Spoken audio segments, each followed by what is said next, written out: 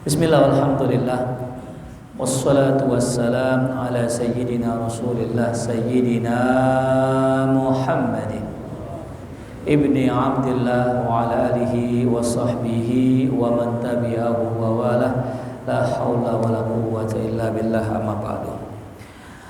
Para hadirin, para jamaah rahimakumullah, jamaah Masjid Jami' Ar-Riyadh, kajian malam Kamis yang saya muliakan. Alhamdulillah, puji syukur kehadirat Allah, kita sudah masuk ke bulan Rabiul Awal ya.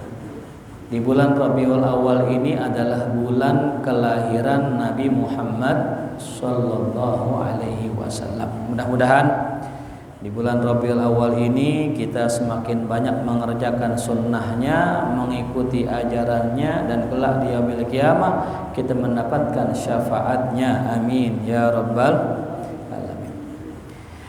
Kita melanjutkan hadis yang terakhir pada bab sifatus shalah ya.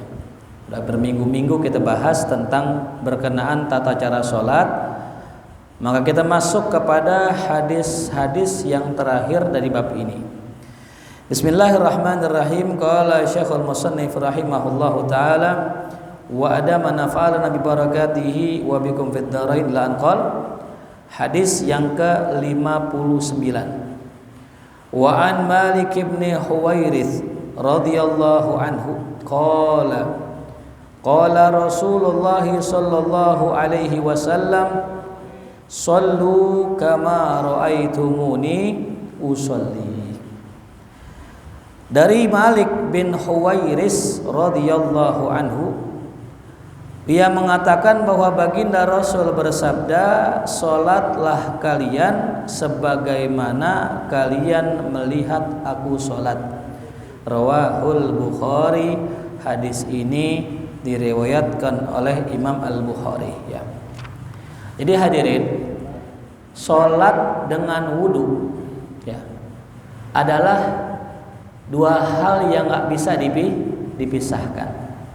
Tapi yang unik hadirin, kalau kita lihat di dalam Al-Quran, kita akan mendapati bahwasanya ayat yang berkenaan tentang sholat tidak pernah dijelaskan dengan detil, gak ada. Tapi ayat yang berkenaan dengan wudu dijelaskan dengan sangat detil. Sebagaimana dalam surah Al-Maidah ayat 6, ya ayyuhalladzina amanu idza qumtum ilas shalah faghsilu wujuhakum. Wahai orang yang beriman, kalau kalian hendak mengerjakan salat, basuhlah wajah kalian. Wa aydiyakum ilal marafiq wamsahu biruusikum wa arjulakum ilal ka'bain. Lengkap. Apa maknanya? Apa rahasianya? Kenapa ayat tentang wudhu dijelaskan lengkap, sedangkan ayat tentang sholat cuman aqimus sholat ya. Kata ulama, kalau yang namanya sholat itu ibadah yang zahirah, ibadah yang jelas. Siapapun orang Islam pasti bisa melihat gerakan sholat, apalagi sholatnya Rasul ya. Bahkan Rasul dalam hadis cukup mengatakan shollu kama ra'aitumuni usolli. Salatlah kalian sebagaimana saya salat. Berbeda dengan wudu hadirin. Kalau wudu ibadahnya batinah, enggak semua orang lihat. Di mana Rasul wudu? Di rumah. Lihat enggak sahabat? Enggak lihat. Karena wudu itu ibadah yang tidak terlihat, maka Allah menjelaskannya dengan detil biar umat kagak salah tuh ya. Nah, itu hikmahnya ya. Tapi kalau yang namanya sholat, gerakan Nabi, ruku'nya Nabi, sujudnya Nabi, tasyahudnya Nabi, semua orang lihat. Shollu kama ra'aitumuni usolli gitu. Tapi kalau wudu enggak semua orang lihat, makanya dijelaskan di dalam Al-Quran dengan sangat detil. Itu yang pertama. Lalu yang kedua, hadis ini ya riwayat Imam Bukhari. Ya, berarti yang kita tahu hadis ini statusnya apa? Hadis sahih. Ya. Cuman ini luar biasa, untuk urusan sholat kata Nabi, shollu kama ra'aitumuni usolli. Kalau wudu enggak tawaddu kama ra'aitumuni atawaddu, enggak ya. Wudulah kalian sebagaimana aku wudu, enggak begitu. Ini berarti luar biasa masalah sholat. Sampai-sampai masalah sholat ini hadirin dibahas. Dosa orang yang ngerjain sholat, yang ninggalin sholat, dengan dosa orang yang berzina, itu lebih gede mana? Ninggalin sholat. Padahal nih, kalau orang ngerjain zina, itu mudorotnya gede hadirin. Apa mudorotnya orang yang ninggalin zina, yang ngerjain zina? Satu, yang pertama, merusak dirinya sendiri. Yang kedua, merusak orang lain. Yang ketiga, bisa berpotensi merusak nasab. Yang keempat, merusak harga diri orang dan sebagainya. Bahkan imbasnya adalah orang ketika berzina, hukuman buat orang yang membujang adalah cambuk. Hukuman buat orang yang sudah menikah rajam sampai mati. Tapi zina meninggalin sholat masih lebih gede ninggalin sholat. Itu pertanyaannya kenapa hadirin? Ya. Karena dosa orang yang ninggalin sholat, dosa orang yang berzina, itu dosa yang disebabkan gara-gara syahwat, gara-gara kelalaian. Tapi dosa yang dikerjakan dengan meninggalkan sholat itu diakibatkan dosa gara-gara kesombongan. Ya. Dosa sombong ame dosa syahwat gedean sombong. Karena sombong itu pakaiannya Allah. Tuh. Makanya kita sebagai orang Islam jangan sampai ninggalin sholat. Ya. Jangankan ninggalin, nunda-nunda aja itu nauzubillah min dzalik. Ya sengaja-ngaja, nggak ada uzur, nggak capek, nggak ada kerjaan, nunda sholat. Dalam riwayat dikisahkan ada seorang perempuan. Ini perempuan meninggal dunia dikuburkan sama saudaranya. Saudaranya yang nguburin, pas lagi naruh jenazah di liang lahat, jatuh kantong duitnya. Setelah jatuh ikut ke kubur, di perjalanan pulang dia baru ingat kantong duitnya kayaknya jatuh di kuburan. Dibalik lagi, dicoba gali lagi kuburan saudaranya. Pas digali ternyata setengah galian udah api menyambar-nyambar, api menyala-nyala. Lantas ini saudaranya panik, bingung kenapa ini saudara saya kok yang perempuan kok kuburannya ada apinya. Dipulang ke rumah dalam keadaan sedih, dalam keadaan menangis, ditanya kepada ibunya, wahai ibu, itu adik saya, saudara saya yang perempuan, itu ngerjain dosa apa itu? Emang kenapa nak? Itu saya lihat kuburannya kebakar, ada api menyala-nyala. Maka kalau perempuan nggak boleh ikut ke kuburan. Ya, di rumah nih ibunya nggak lihat. Ya Allah nah, ibunya nangis. Iya betul. Ya, saudara perempuan kamu orang baik, cuman satu dia sering nunda sholat. Ya. Cuman nunda sholat, hadirin nauzubillah min. Bagaimana ninggalin sholat? Ya. Maka betapa luasnya nih hadis yang kita bahas. Ini hadis paling panjang ini. Ini baru 59 hadis. Total kurang lebih ada 61 hadis bab ini nih. Ya, banyak tuh tentang masalah sholat. Ya. Makanya itu dari sekian banyaknya hadis menunjukkan bahwa sholat itu sangat penting. Bukan yang penting sholat itu penting, bukan yang penting. Betul. Kalau kita apa tuh? Penting sholat gitu. Makanya hidup kita susah mulu, hidup kita rungsing mulu karena yang penting bukan sholat itu. Ya, bener gak? Sholat penting apa yang penting sholat? Kalau kita yang penting sholat, pakai kaos oblong kayak, ya, pakai baju bola kayak jersey gitu ya Allah Maha Tahu, Allahu Akbar gitu. Enggak, kalau bisa pakai baju yang rapi itu ya. Nah. Kemudian wa huwa mahattul istidlal lil Imam Ahmad bin Hanbal ala wujubi kulli dzikrin ya. Wa ala kulli dzikri wirdin min Nabi sallallahu alaihi wasallam asbahat tasbih wal firruku wasujud. Hadis ini, hadis sallu kama raaitumuni usolli ini merupakan ya Istidlal, tempatnya istidlal. Ya, istidlal itu maknanya adalah pengambilan dalil. Jadi Imam Ahmad mengambil dalil kalau bisa sholat itu kudu mirip Nabi. Ya. Berarti mewajibkan takbir, mewajibkan tasbih kalau Imam Ahmad. Ya, jadi kalau kita mazhab Imam Ahmad bin Hambal, satu nih, Imam Ahmad itu mazhab nomor 4 setelah Hanafi, Maliki, Syafi'i, Hambali. Apa Imam Ahmad mazhabnya? Satu, yang pertama, mazhab Imam Ahmad itu boleh orang pakai celana pendek. Hadirin, ini mazhab Imam Ahmad nih. Enaknya boleh pakai apa tuh? Celana pendek. Jadi kalau pakai celana pendek, kalau Imam Ahmad nggak buka aurat. Karena aurat menurut mazhab beliau cuman kemaluan depan sampai belakang. Jadi kalau ada orang pakai celana pendek, celana bulu tangkis tuh, itu kata Imam Ahmad itu nggak buka aurat. Kata Imam Ahmad, lebih enak kan? Lebih enak. Tapinya, sholat fardunya, sholat 5 waktunya wajib berjamaah. Nah, ini. Jadi kalau ada orang mazhab Imam Ahmad, sholatnya sendiri, johornya sendiri, asarnya sendiri, berarti sholatnya kagak sah. Kenapa? Karena tidak sholat sebagaimana Nabi sholat. Nabi sekalipun nggak pernah ninggalin sholat jamaah, nggak pernah, hadirin. Sekalipun nggak pernah Nabi tinggal sholat jamaah, nggak pernah. Walaupun lagi kesiangan, hadirin, Nabi kan pernah tuh sekali ya, Nabi kesiangan, tetap azan, tetap qobliyah subuh, tetap qomat, tetap berjamaah.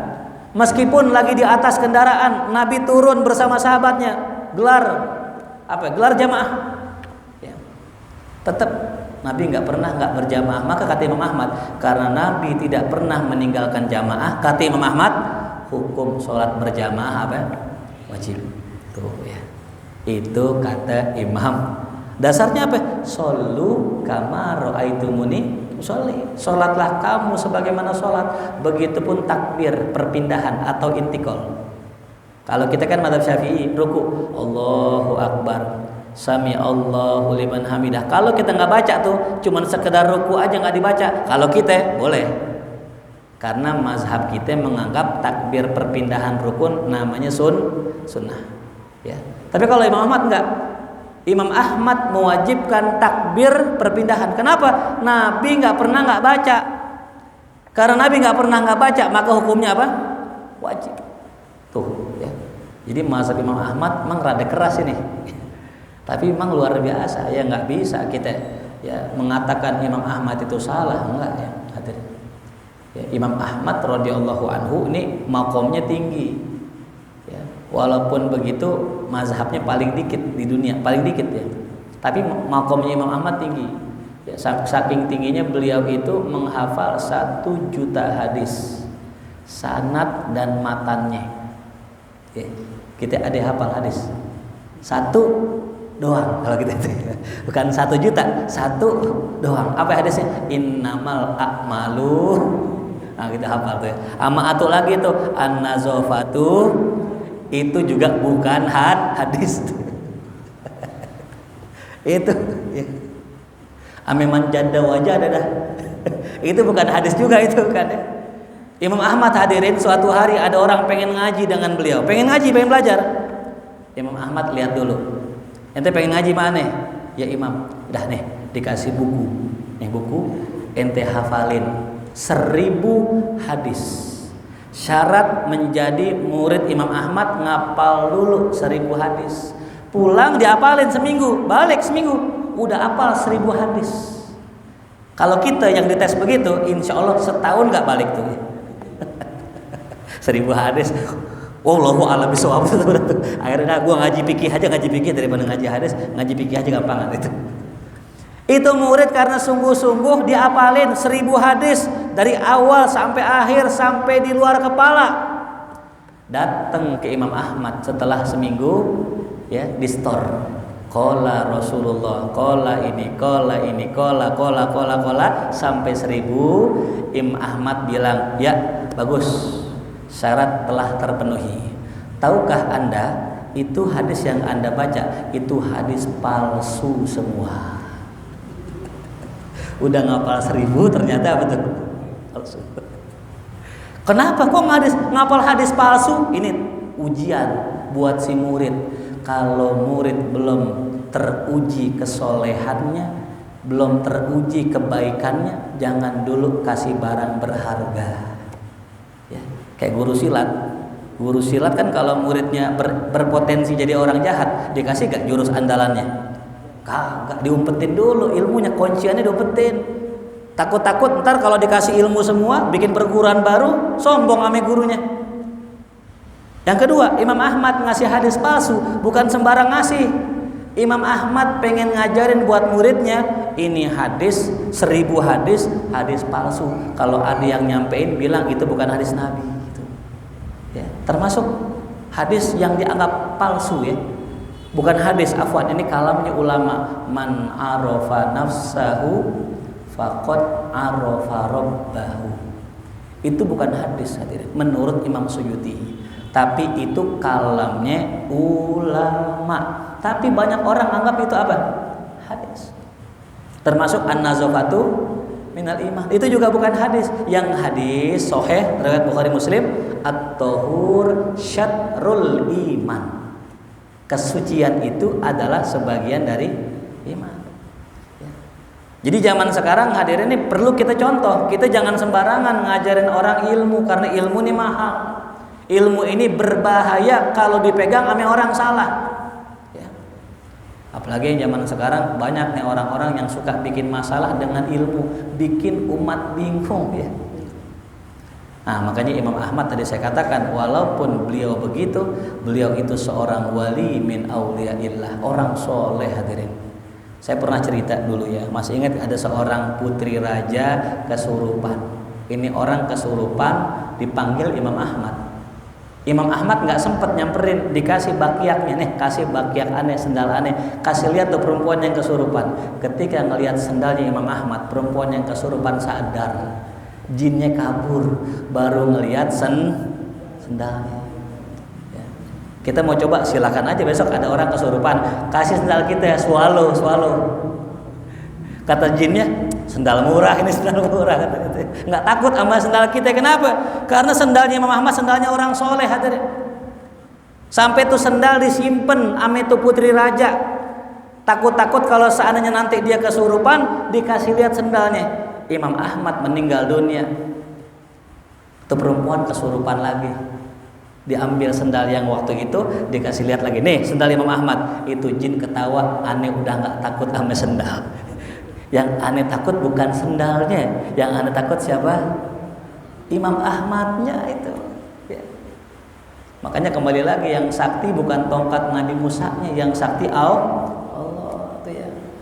Nah, kita boleh tuh tabarruk ya, namanya tabarruk dengan asarnya ulama, tabarruk dengan peninggalannya ulama. Nah itu ya. Nah ini Imam Ahmad bahkan mengatakan di sini, Shollu kama ra'aitumuni usolli, ini adalah dalil bahwasanya Jumat itu harus berbahasa Arab khutbahnya. Ya, salatlah kamu sebagaimana saya salat. Kata Nabi, salat Jumatlah kamu sebagaimana saya salat Jumat. Berarti Jumat pakai apa? Iya, Nabi pakai bahasa Nabi. Pakai bahasa Arab.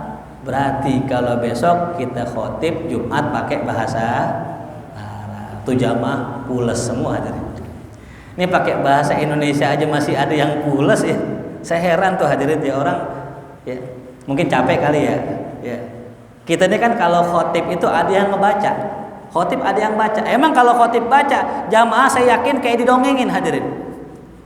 Padahal Nabi kita Muhammad SAW itu kalau khutbah naik mimbar megang tongkat. Sunnahnya pegang tongkat. Yang kedua, Nabi suaranya lantang.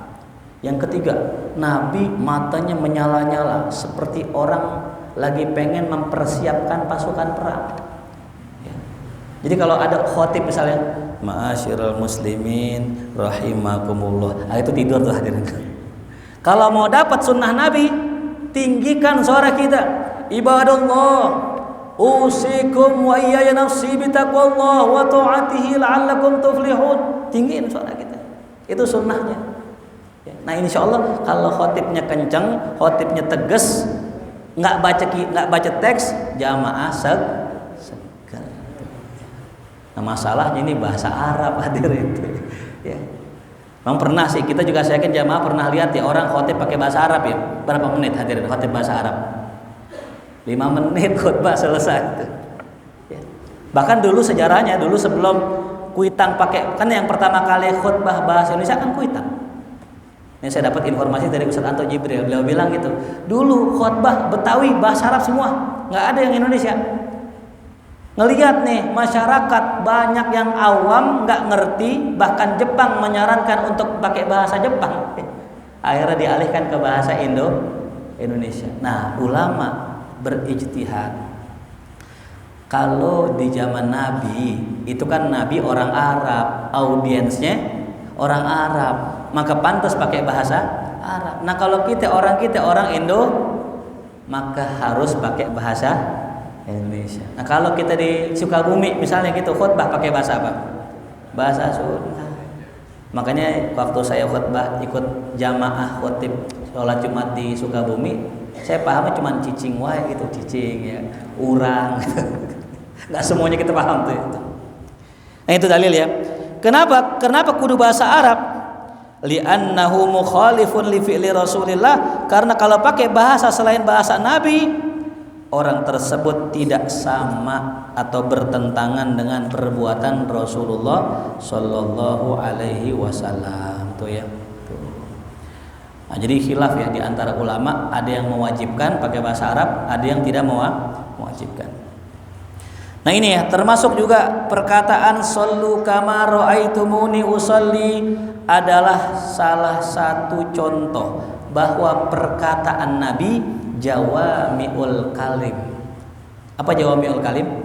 Perkataannya singkat namun maknanya apa? Luas. Ya, ini diantara keistimewaan Nabi, kalau ngomong dikit. Kalau kita dikit-dikit ngomong. Udah ngomong banyak kagak ada manfaatnya lah gitu ya. Dari jam 11 malam sampai subuh ngawur ngomong gitu ya. Nggak ada manfaatnya. Nabi enggak, ngomongnya dikit. Ya. Emang hadirin kalau kita nih diajak ngomong ame orang, ngomongnya dikit, gampang apalnya? Ya, gampang apalnya? Tapi kalau kita diajak ngomong banyak aja, gampang lupa. Ya, makanya Nabi nyaratin nih kalau jadi khotib, kalau bisa jadi khotib, ya jangan lama-lama. Yang bagus khutbahnya singkat, sholatnya panjang. Ya, aneh pernah dapat info, katanya ada khotib khutbahnya setengah jam. Allahu Akbar. Bahkan ada yang 40 menit. Ya. Itu jamaah di belakang mungkin hadir. ganti khotib katanya gitu. Ini bahaya hadirin. Ya, imam aja kelamaan, jamaah nggak ridho, nggak diterima sama Allah. Termasuk khutbah, kelamaan jamaah nggak ridho, apalagi jamaah luar yang bawa panah matahari itu kan kepanasan itu. Jamaahnya gerutu, nggak ridho, itu bisa jadi Jumat kita nggak diterima hadirin. Ya, makanya di Al-Hawi Condet itu dibatasin khutbah 15 menit, lebih coret besok jangan khutbah lagi gitu. Karena khutbah yang singkat tapi padat makna, itulah khutbah yang mirip sama khutbahnya Rasulullah. Kita nggak usah ngomong panjang-panjang, singkat, jelas, padat, dapat pelajaran, tutup. Kenapa? Panjang pendek, amplopnya sama.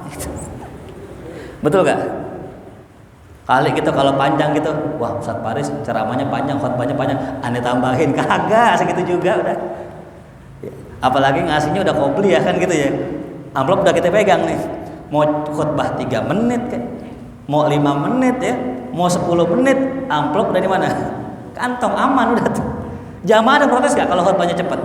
Nggak ada. Bahkan jamaah demen sama yang khutbahnya cepet. Katanya nih baru Ustadz gua nih begitu kan itu. Ditandain itu.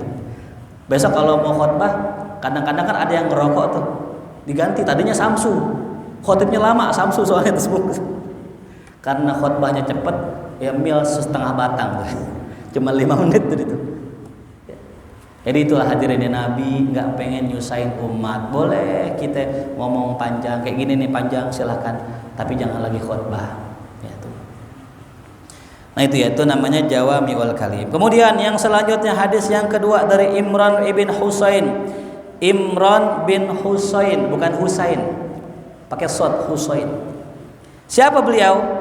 Beliau adalah al-imam, seorang pemimpin di kaumnya. Al-qudwah, teladan bagi umat. Kenapa dikatakan teladan? Ya, contoh buat kita.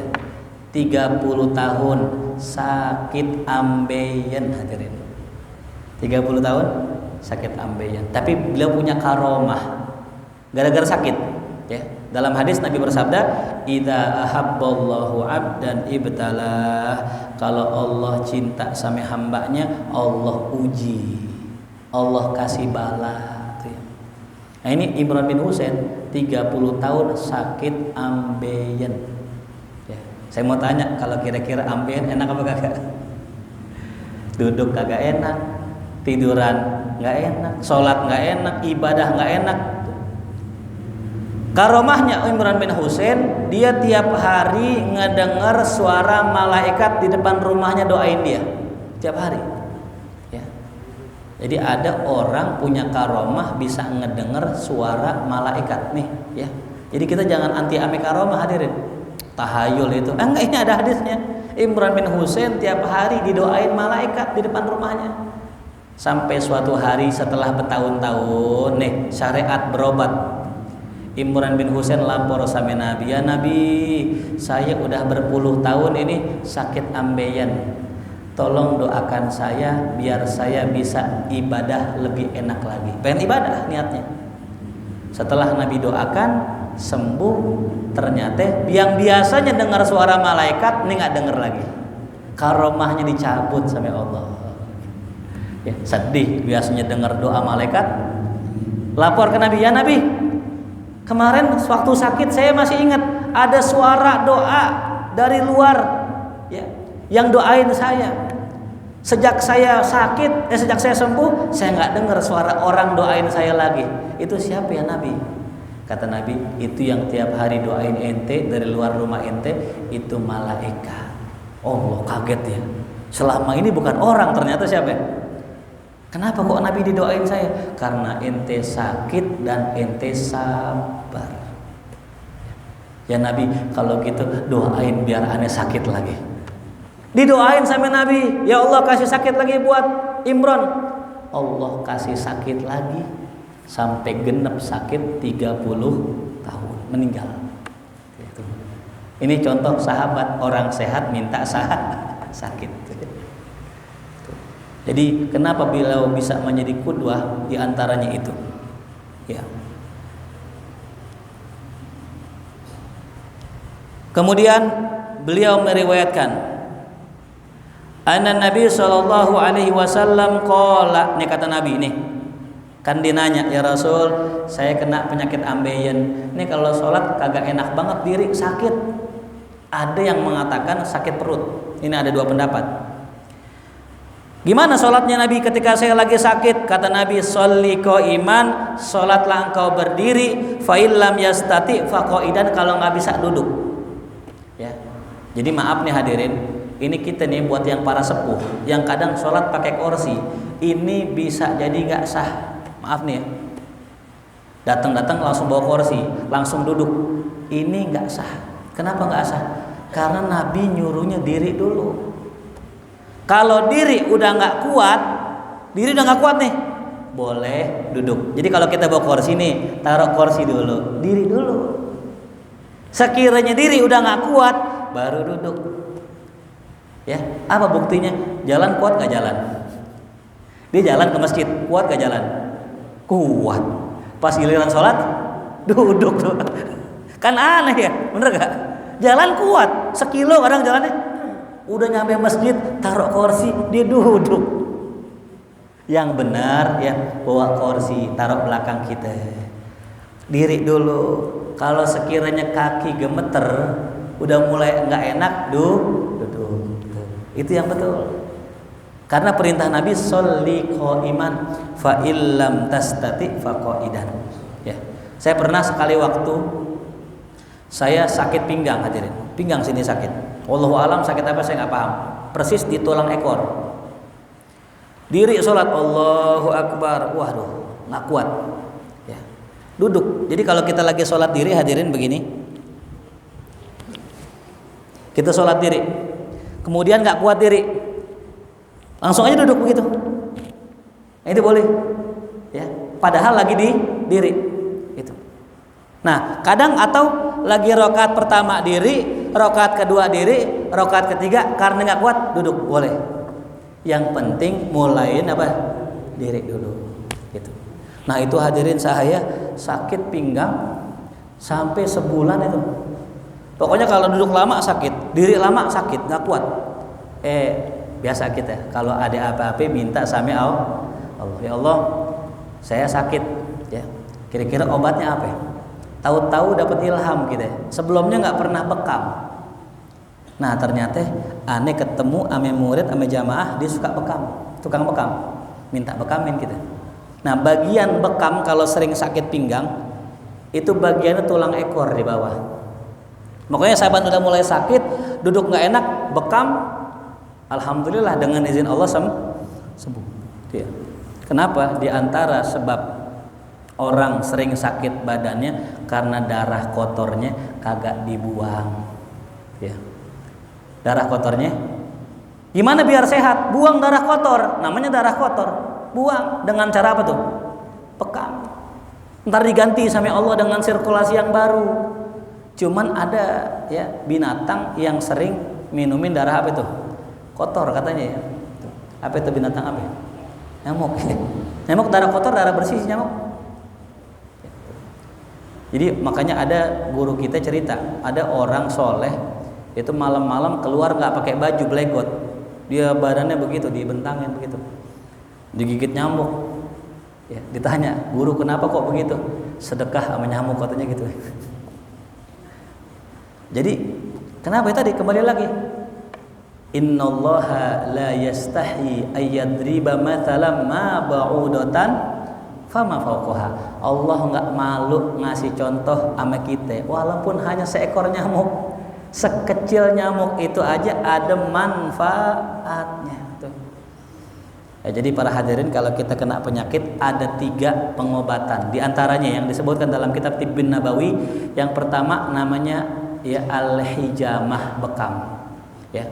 Leher sering nggak enak, nengok nggak enak, atau asam urat atau apa kalau di kolesterol, bekam, ambil darahnya, keluarin darahnya. Pinggang sakit, bekam, ambil darahnya. Nah, yang kedua metode pengobatan ala Rasulullah di zaman dulu adalah al-fasdu. Apa itu fasdu? Mengeluarkan darah dari uratnya. Totok darah, ditotok, cet, ngucur, tuh. Tangan juga sama, ditotok, ngucur. Cuman jangan notok sendiri, ya. Notok sendiri, seret gitu. Insya Allah husnul khatimah. Ame kaki itu. Nah ini metode yang ketiga. Nah ini yang ketiga nih disebutkan di sini. Imran bin Husain selama 30 tahun sakit, 28 tahun sabar. Sabar hadirin, nggak berobat. Ya. Ini amaliyah wali. Kebanyakan para aulia ini ketika sakit ada yang berobat, ada yang nggak berobat. Ini beliau yang nggak berobat. Illa 2 tahun terakhir ketika beliau pengen meninggal disarankan berobat yang ketiga namanya kai. Ya, namanya apa? Kai. Nanti silakan searching di Google namanya kai. Apa sih kai? Kai itu pengobatan dengan cara besi dipanaskan. Ya. Jadi di kaki nih. Pesakit apaan aja yang dibakar kaki. Besi dipanasin, ditempelin ke kaki. Bes. Ya. Pertanyaannya, emang bisa kaki yang dipanasin kok penyakitnya hilang? Nah ini dia. Ini. Kita kan sering ya kalau ngurutnya abang biasa sama yang tukang mijit kan, dipegang sama dia. Nih lambung gitu ya. Ini jantung. Ditahu tuh kang pijit tuh. Ya. Oh ini nih kakinya kasar, kurang duit ini. Beli motor besok, jangan jalan mulu, naplak lagi gitu. Kakinya kasar banget kayak aspal jalanan tuh ya. Nah dari mana kok bisa kaki nyambung ke badan? kepala. Bahkan nggak sedikit ya, ketika saya dipijit kaki, kadang ke leher sini, kok berasa di leher gitu. Ternyata dari hadis Nabi, hadirin. Nabi bilang dalam hadisnya, nanti di hari kiamat hukuman orang paling ringan adalah dia pakai sendal yang terbuat dari bara api. Diinjek kakinya yang mendidih otaknya. Paham nggak? Yang injek kakinya yang mendidih apanya? Berarti dari kaki menjalar ke seluruh tubuh. Ya, tumpuan ya. Daripada saraf-saraf itu semua ada pada kaki itu rahasianya ya. Makanya ada pengobatan totok tuh, yang ditotok kadang kakinya doang tuh. Karena ini jantung, ini usus, ini itu di bawah sini. Ada sebagian dokter tuh nyaranin kalau yang buat yang tua-tua kalau bisa jalan pagi naplak. Kenapa naplak? Ini ada juga rahasianya, hadirin. Karena manusia tercipta dari tanah, dari alam. Kalau mau sehat, kembali ke alam, sehat. Tuh. Ya, kita kalau lebaran puyang-puyang di rumah di Jakarta pusing nih, kita kemana? Ke puncak. Bener gak? Ya, orang Jakarta kemana? Puncak. Kenapa ke puncak? Nyari udara segar. Kenapa? Fitrahnya manusia suka yang seger-seger. Semua fitrahnya, ya. Sampai orang Arab, puyang di Arab panas banget kan gitu ya. Di kemana tuh akhirnya orang Arab? Puncak. Ya. Dia ke puncak kawin sama orang puncak tuh. Kadang-kadang orang puncak ada juga yang rada mancung-mancung dikit gitu. Oh ini nih, itu. Nanam saham di sana tuh itu. Ya. Jadi makanya hadirin, seiring bertambahnya kecanggihan teknologi, jangan lupa kita ini manusia yang diciptakan oleh Allah dari alam. Maka harus kita lestarikan alam. Ya. Tuh. Contoh nih di Quran, ini kata orang kafir, ini kata Syekh Al-Buti bilang begini, orang kafir katanya bilang, itu mah surga buat orang Arab doang. Emang kenapa? Orang Arab kan nggak ada sungai di sono. Pantes dijanjiinnya apa tuh? Nanti ada sungai-sungai tajri min tahtihal anharnya. Orang Arab mah demen sama sungai, demen sama air. Emang di sono jarang air gitu katanya. Dibalikin sama Syekh Buti, orang-orang Eropa, kalian yang bilang begitu, coba lihat sungai yang paling indah di Arab apa di Eropa? Di Eropa. Ya. Jadi jangankan orang Arab, orang Eropa juga demen sama sungai. Di Belanda tuh ada sungai yang indah, yang cakep, dibuat transportasi. Ya. Makanya orang-orang kita nih demen gak sama sungai? Demen. Kalau sungainya bagus gitu ya, kalau sungainya bagus ya. Kayak di sungai apa Ciliwung tuh, airnya masih bening, yang belah sono. Kalau yang belah sini udah rada butek tuh. Ya. Makanya saya setuju kalau Ridwan Kamil tuh kan katanya mau bikin mobil curhat ya gitu. Ya, tujuannya agar mengurangi kesumpekan orang gitu. Dibikin mobil curhat, saya bilang nggak usah. Tuh kali di pinggir Jakarta diturapin semua, dibikin turap, dibikin orang bisa nongkrong di situ. Itu sambil duduk ngeliatin kali, ngerokok, ame ngopi, itu udah ngilangin stres, hadirin, bener gak? Tulisin di pojok tuh, jangan berisik, banyak orang puyeng begitu tuh. Insya Allah tuh. Karena pengalaman saya kalau lagi pusing-pusing, pergi ke Ancol, ngeliat laut enak gak? Enak. Ngelihat sungai enak gak? Enak. Ngelihat gunung enak gak? Enak. Sekarang alhamdulillah tuh puncak udah dibersihin semua. Jadi orang lihat parkir motor, lihat gunung indah gak? Indah. Memang manusia fitrahnya suka yang itu. Ya, gitu. Cuman emang dasarannya namanya orang kurang bersyukur, orang kota kurang bersyukur. Kenapa kurang bersyukur? Bosen ngeliat gedung, enakan lihat kali juga sama sawah, begitu kan ya? Saban lewat nih Sukabumi, lewat Bogor, lihat sawah, berhenti mau foto. Ke orang kampung lihat sawah, bosan. Sawah mulu, gue pengen lihat gedung.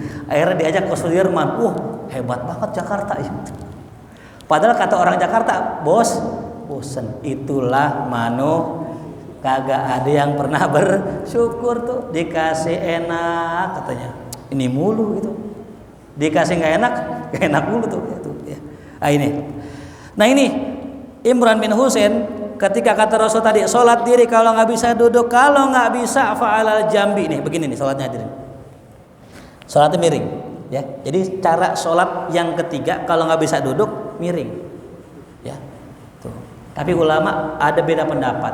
Apakah miring atau bebaring begini? Kan kalau di rumah sakit tuh ada kasur yang bisa diangkat palanya kan.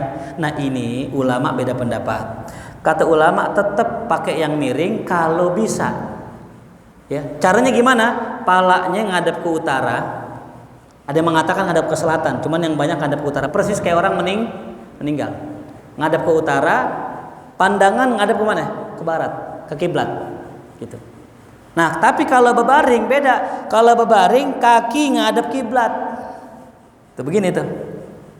Ini kalau ini duduk ya, bebaring berarti lebih bawah lagi. Gitu.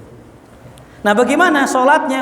Ya, wa illa fa'aumi. Ya, jikalau nggak bisa diri, nggak bisa duduk, nggak bisa, ya, kemudian berbaring nggak bisa, maka pakai isyarat. Nah, dikatakan dalam hadis yang selanjutnya, waj'al sujudaka akhfadu min ruku'ik, jadikanlah sujudmu lebih rendah daripada rukukmu.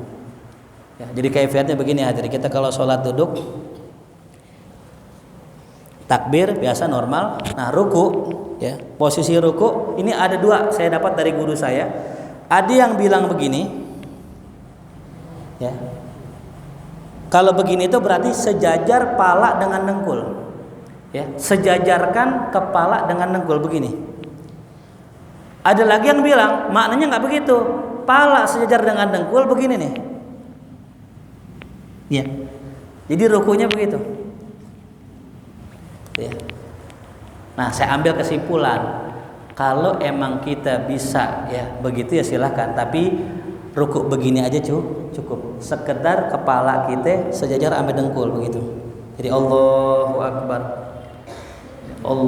Akbar rukuk, sami Allahu liman hamidah. Nah, gimana sujudnya?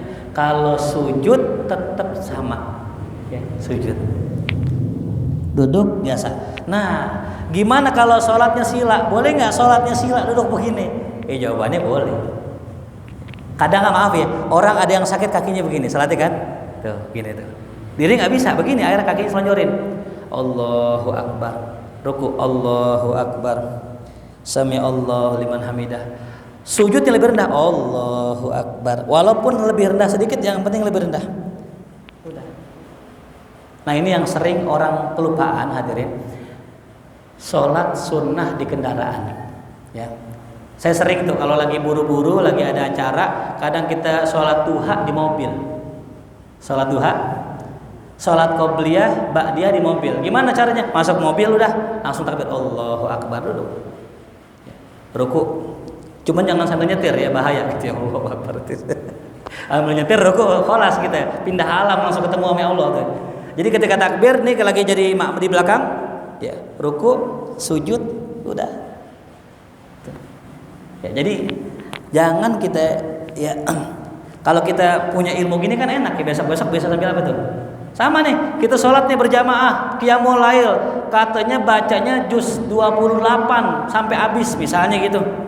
Kita diri nih nggak kuat udah, duduk. Contoh misalnya nih kita lagi sholat diri. Ya, nyangkut. Lagi sholat diri begini. Ya, ketika lagi diri, imamnya lama banget. Kadang-kadang ada kan yang kakinya goyang-goyang deh begini gitu. Digoyang-goyang begini gitu. Nggak usah begitu, mending duduk. Berat nih, udah duduk aja langsung. Tuh. Ya, dia masih diri semua kita duduk begini nggak apa-apa, itu boleh. Ya, tuh. Bahkan dari awal duduk boleh. Ayo Pak Jamaah, kita qiyamul lail ya, baca surat Al-Baqarah sampai habis.